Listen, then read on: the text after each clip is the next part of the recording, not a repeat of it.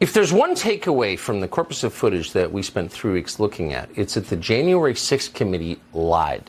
Its members are liars. And as the result of those lies, core civil liberties in this country were eroded. People went to prison. They're in prison as of right now, unjustly. So those lies had consequences.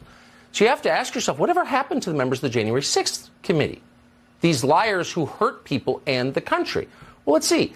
Adam Schiff is running for Senate. Adam Kinzinger got a job at CNN. Liz Cheney somehow wound up a professor at the University of Virginia, the august University of Virginia.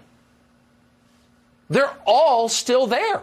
Benny Thompson, ooh, listen to his wisdom. But they're liars.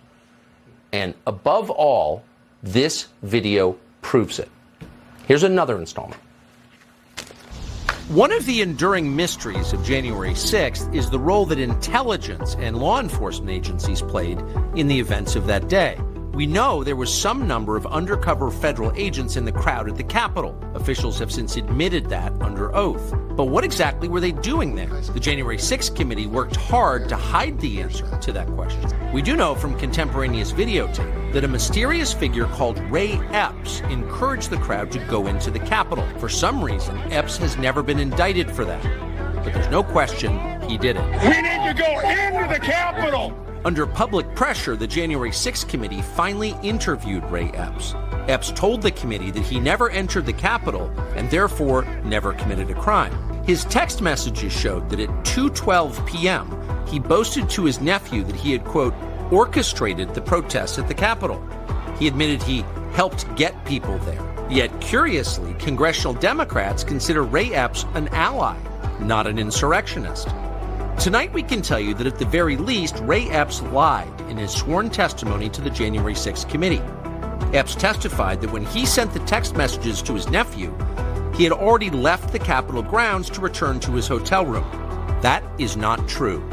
The surveillance footage we found shows that, in fact, Ray Epps remained at the Capitol for at least another half an hour. You're seeing that on your screen now. What was Epps doing there? We can't say, but we do know that he lied to investigators. The January 6th committee likely knew this too. Democrats had access to the same tape, yet they defended Ray Epps. No honest investigation would do that. But the point of the January 6th committee was never to investigate anything. The point was to stage a made-for-TV show trial.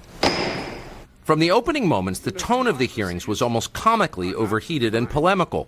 There is not a tragedy in American history that Democrats didn't liken to the protests of January 6th. I'm from a part of the country where people justify the actions of slavery, the Ku Klux Klan, and lynching. How staged and fraudulent was the work of the January 6th committee? Democrats hired a Good Morning America producer called James Goldston to dramatize the footage they released. They even dubbed in audio to make the pictures more sensational, as in a docudrama. The networks carried it all live as if it were real.